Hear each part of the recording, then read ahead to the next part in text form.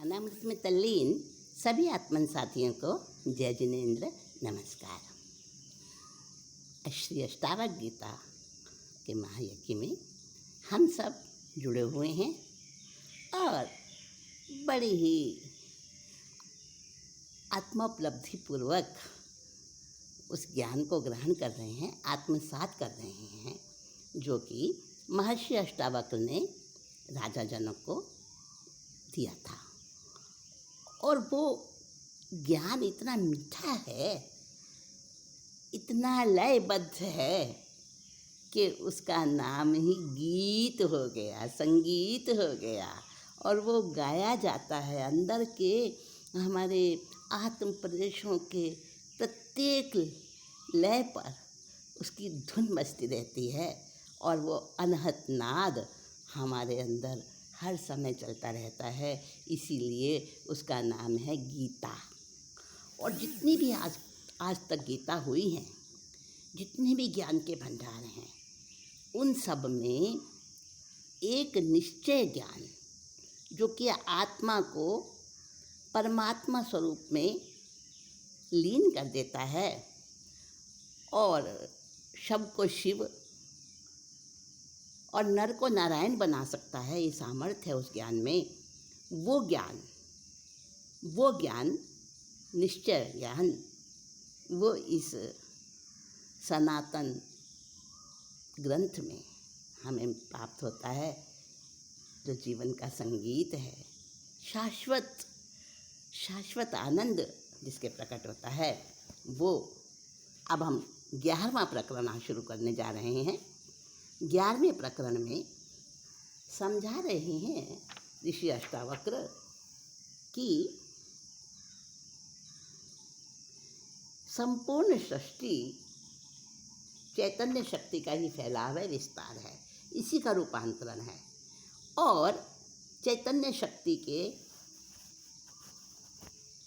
जितने भी कार्य हैं वो सब अपने लिए हैं, अपने ही कारण से हैं, अपने को ही समर्पित हैं और अपने ही आधार से हैं। सारी जड़ प्रकृति हमारे आत्मा के द्वारा संचालित हो रही है। सृष्टि में जहाँ भी गति है, जहाँ भी विकास है, प्रवाह है, प्राण है, निरंतरता है, वह इस चैतन्य आत्मा के ही कारण है। परंतु वो करता कुछ नहीं है। चंद्रमा की उपस्थिति मात्र से ही, कितना ऊपर है चंद्रमा समुद्र से, लेकिन समुद्र ऐसा उछलता है पूर्णिमा की रात्रि में कि समुद्र में ज्वार भाटा आ जाता है। और उस जो चंद्रमा का जो आकर्षण समुद्र को है, उसके जल को है, उसी के कारण सृष्टि के अच्छे बुरे कार्य संपादित होते हैं। इसीलिए क्राइम डिपार्टमेंट ने जब सर्वे किया, शोध किया, तो उन्हें पता चला कि जितने अपराध पूरे चंद्रमा की उपस्थिति में अर्थात पूर्णिमा की रात में जितने भी अपराध होते हैं, उतने पूरे महीने में नहीं होते, अन्य तिथियों में उतने नहीं होते, क्योंकि वो चंचलता, वो मिथ्यात्व का प्रभाव, जैसे चुंबक लोहे को अपनी उपस्थिति मात्र से अपनी ओर आकर्षित करता है, उसी प्रकार चंद्रमा की उपस्थिति आकाश में होती है। और उसके उतनी दूर रहने पर भी उसकी उपस्थिति मात्र से उसका प्रभाव, उसका आकर्षण इतना तीव्र है कि समुद्र का जल उछल सकता है और उसके अंदर ज्वार आ जाता है, फिर भाटा भी आता है। ज्वार है तो भाटा भी होगा। तो संसार में सारे गलत कार्य, सारी चंचलताएं, सारा मिथ्यात्व उसी के कारण हो रहा है। और वही तो वही तो ये दुनिया है, वही तो ये लोक है, उसी का नाम संसार है, उसी का नाम सृष्टि है। तो कहा है, उम्मीदों उमंगों के तूफानों ने हाय मचाया कहर। उम्मीदों उमंगों के तूफानों ने हाय मचाया कहर। बचाने में खुद को ये नाकाम दुनिया हुई दर बदर।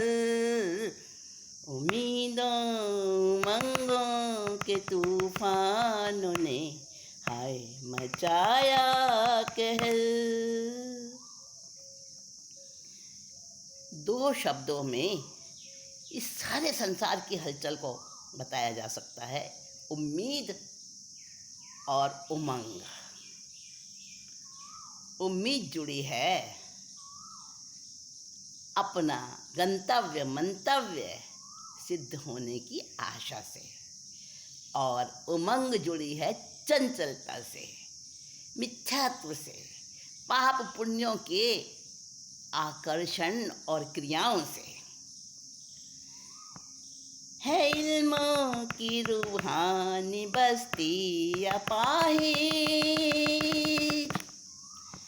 है इल्मों की नूरानी बस्ती अपाहिज। गुनाहों की बढ़ती है स्याही नाजायज। लो खुद को संभालो, बचा लो मेरे ना खुदा डूबा जाए शहर। उम्मीदों उमंगों के तूफानों ने हाय मचाया कहर। चारों ओर कहर मचा हुआ है। ये तूफान जो चल रहे हैं, ये सारे किसके कारण हैं? ये जड़ चेतन के विकार के कारण है। समंदर ये बेलौस बेताब गम का, समंदर ये बेलौस बेताब गम का। जिहादी बवंडर है दर्दो सितम का। दबी सर्द आहें बेगानी निगाहें, शिकायत सी करती हर उठती लहर। उम्मीदों उमंगों के तूफानों ने हाय मचाया कहर। ये मिथ्या दृष्टि, ये मिथ्या दृष्टि, ये अपने आप को नहीं समझना क्या कराता है इंसान से, इसकी व्याख्या करते हुए बता रहे हैं अष्टावक्र ऋषि। ऐसा कुछ उपदेश दे रहे हैं, जैसे को कुकर चोदित सुके हार चाबे हारने की कोर चहूँ और चुभे मुख में। गाल तालू रस न मसूरनी को मांस फटे चाटे निज रुधिर मगन स्वाद सुख में। तैसे मूड विषयी पुरुष रति रीति ठने, तामे चित्त सानहित मन खेद दुख में। देखे पर तच्छ बल हानि मल मूत खानी, गहे न गिलानी पगी रहे राग रुख में। जैसे कोई भूखा कुत्ता हड्डी को चबाता है, सूखी हुई हड्डी मिल जाती है उसको, और उस हड्डी को वो चबाता है, उसके दांत से मसूड़ों से मुंह से खून बहता है, और उस खून का, अपने ही खून का स्वाद, वो क्या सोचता है, ये हड्डी में से आ रहा है ये स्वाद। बड़ा मगन होके, उस स्वाद के सुख में मगन होके अपने ही उस खून को चाटता है, बड़ा खुश होता है। वैसे ही समझो ये चंचलता और विकारी भावनाओं में डूबे हुए हम क्या कर रहे हैं।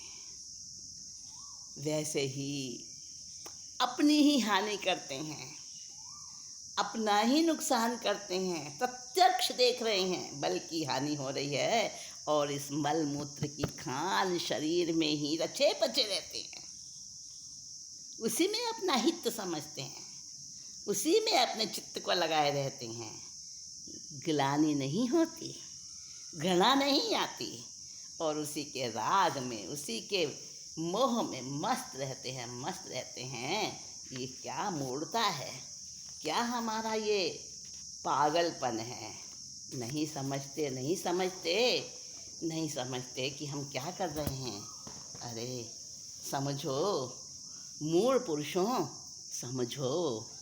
कह रहे हैं अष्टावक्र जी, गत क्लेश विकार रहित होता सुख पूर्वक शांति को उपलब्ध, निश्चय से जाने स्वाभाविक होते हैं सारे भाव अभाव। जो सारे क्लेशों से हट जाता है, विकार रहित, बस एक ही शर्त है, विकार रहित हो जा, सारे क्लेशों से अतीत हो जाएगा।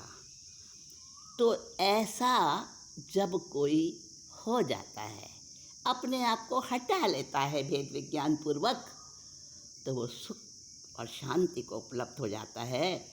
कौन होता है सुख शांति को उपलब्ध?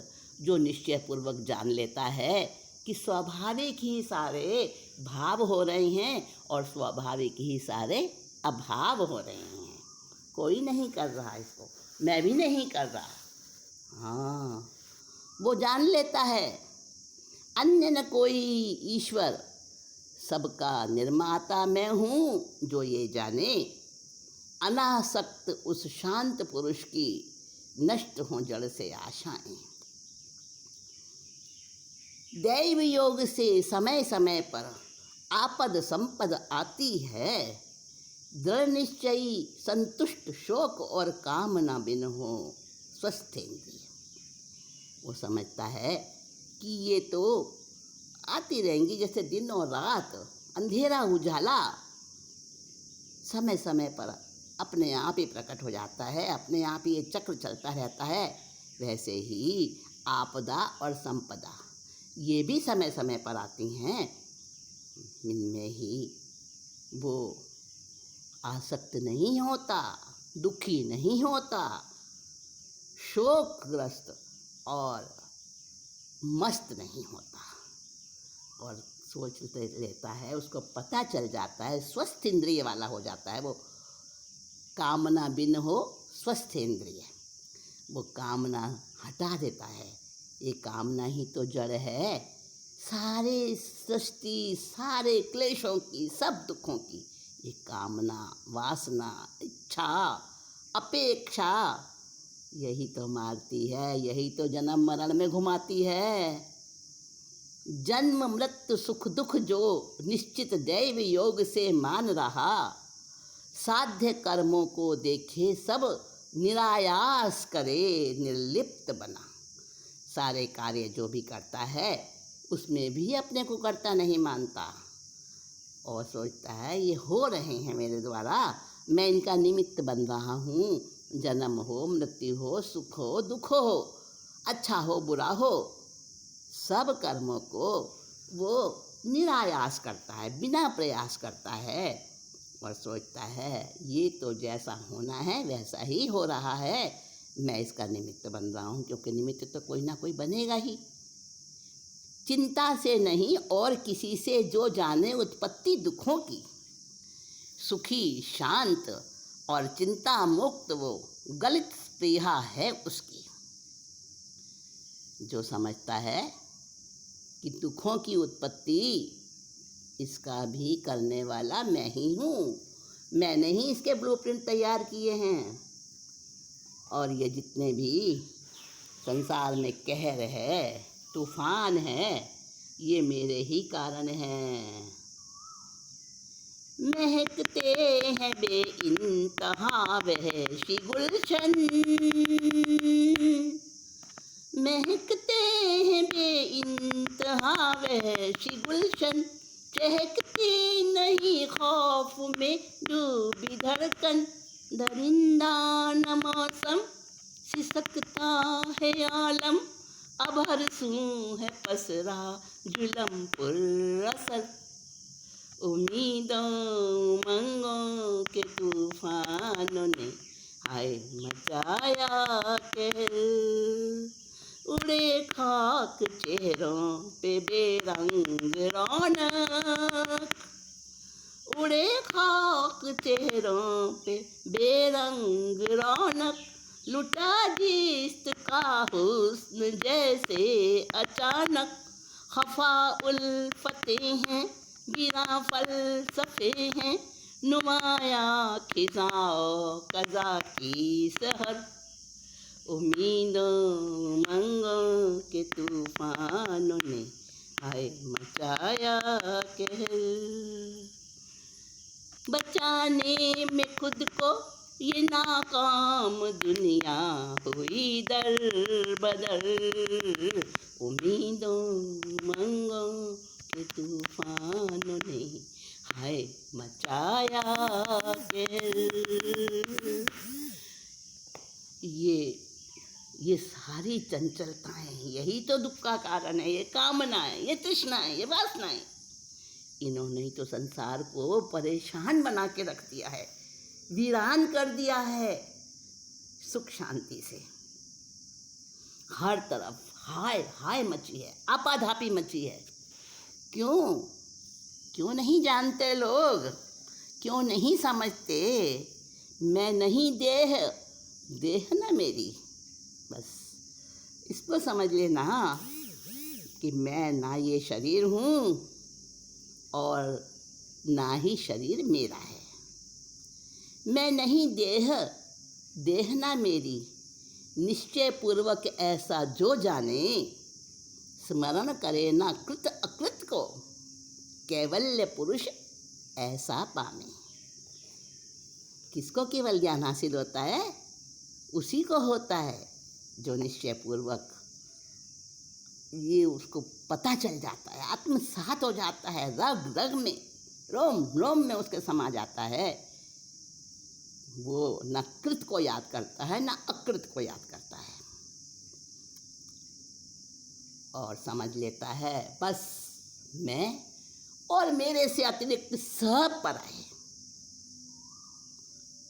ऐसा समझने से ही ये संसार खत्म होता है।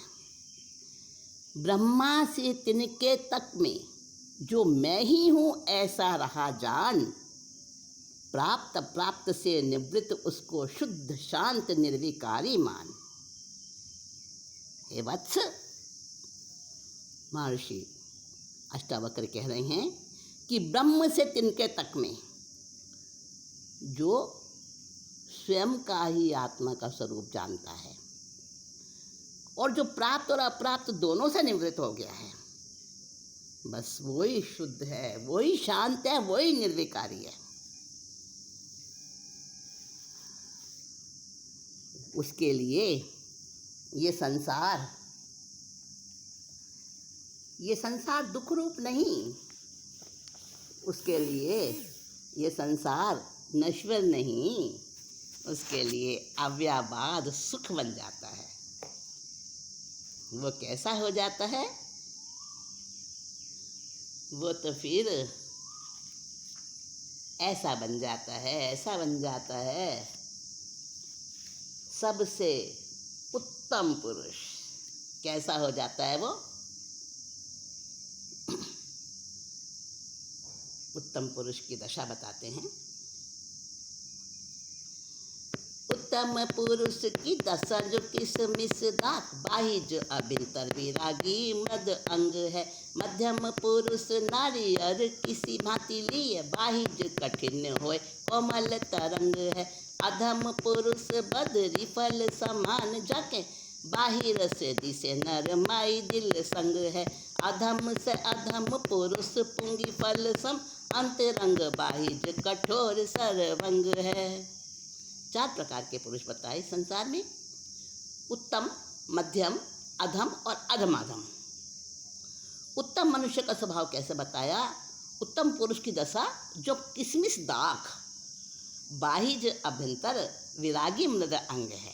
उत्तम पुरुष कैसे होते हैं? जैसे किशमिश होती है, दाख, है ना, बाहर से भी कोमल, मृदु मृदु, बड़ी बड़ी अच्छी लगती है और मीठी है, वैसा ही बाहर से भी मृदु मुलायम, चिकना, कोमल और स्वाद में मीठा मीठा, ये उत्तम पुरुष है। बाहर से और अंदर से भी जैसे किशमिश होती है वैसा ही। और मध्यम पुरुष कैसा है? नारियल की भांति, बाहर से तो कठोर और अंदर में उसके क्या भरा है? मीठा मीठा पानी, है ना, कोमल तरंग है। और अधम पुरुष बेर के फल के समान होता है, बाहर से तो नरम नरम मालूम देता है और अंदर में दिल संगमरमर के पत्थर के समान, अंदर में कठोरता। बेर होता है ना, बेर खाया होगा आपने, वो बेर के समान है अधम पुरुष। और अधम से अधम वो कैसा है? सुपारी के समान, पूंगी फल सम। अधम से अधम पुरुष पूंगी फल सम, अंतरंग बाहिज कठोर सर्वंग है।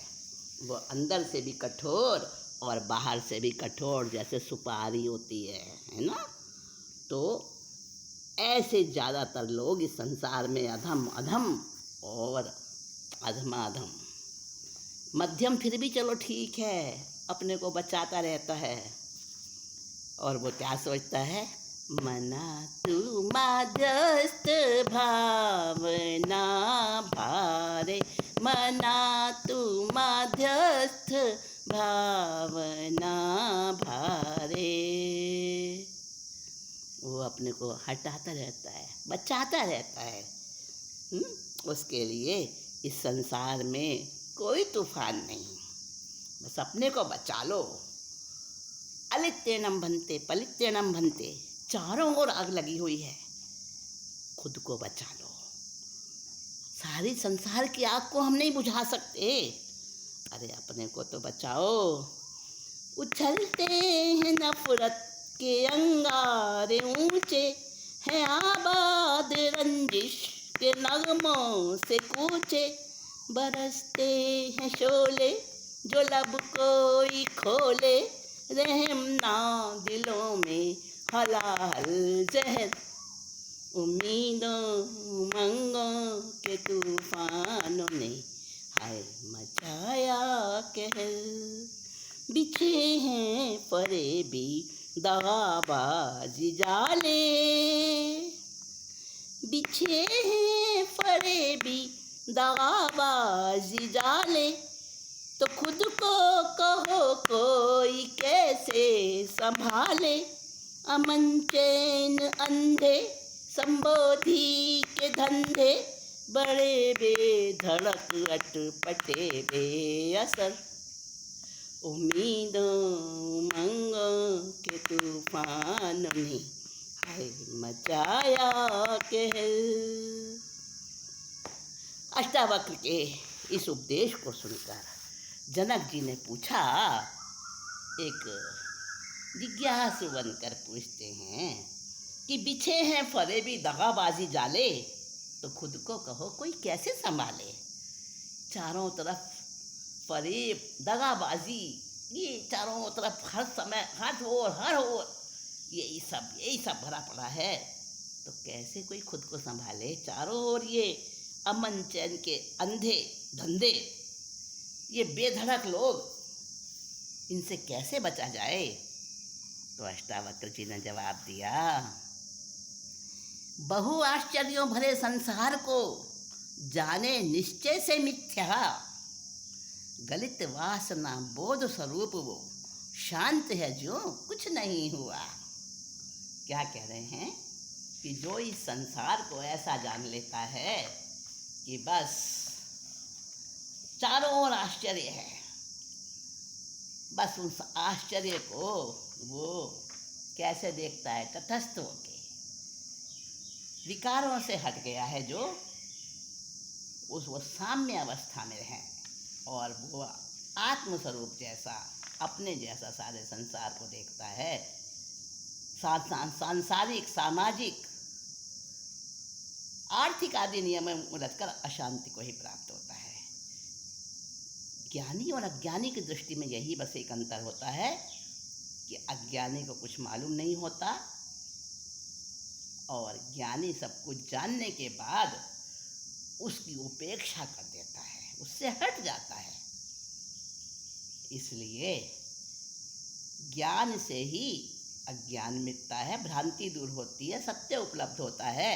बहु आश्चर्य भरे संसार को जाने निश्चय से मिथ्या, मिथ्या जानता है, झूठा जानता है, कल्पना जानता है, मृग तृष्णा जानता है जो, और गलित वासना, जिसकी वासना गल चुकी है, हट चुकी है, नष्ट हो गई है, जिसकी वासना, जिसकी इच्छा, जिसकी कामना खत्म हो गई है और जिसको बोध हो गया है, बोध स्वरूप, वो शांत है, सब चीज़ों को देखता हुआ भी, सब से, उन सब से अप्रभावित रहता है, प्रभावित नहीं होता, शांत होकर ऐसा रहता है जैसे कुछ नहीं हुआ। उतना ना उनको हटाने का प्रयत्न करता है, ना उससे लड़ता है। वो भागने से नहीं, जागने में विश्वास रखता है, त्याग में नहीं, उपलब्धि में विश्वास रखता है। और ऐसा ऊंचा वक्तव्य जो अष्टावक्र जी ने जो ज्ञान दिया है, उस ज्ञान की कोई तुलना नहीं है। अष्टावक्र ऋषि राजा जनक को समझा रहे हैं कि तू अब गलित वासना हो जा, गलित वासना होकर ही इस संसार को तू ऐसे देखेगा जैसे कुछ नहीं है। हाँ, तो देखिए कितनी बड़ी बात कह दी। ये 11वां प्रकरण पूरा हुआ, 8 ही श्लोक हैं इसमें, लेकिन क्या अष्ट कर्मों के नाश करने वाले हैं ये 8वां श्लोक। तो अब 12वां प्रकरण हम शुरू करेंगे अगली मीटिंग में।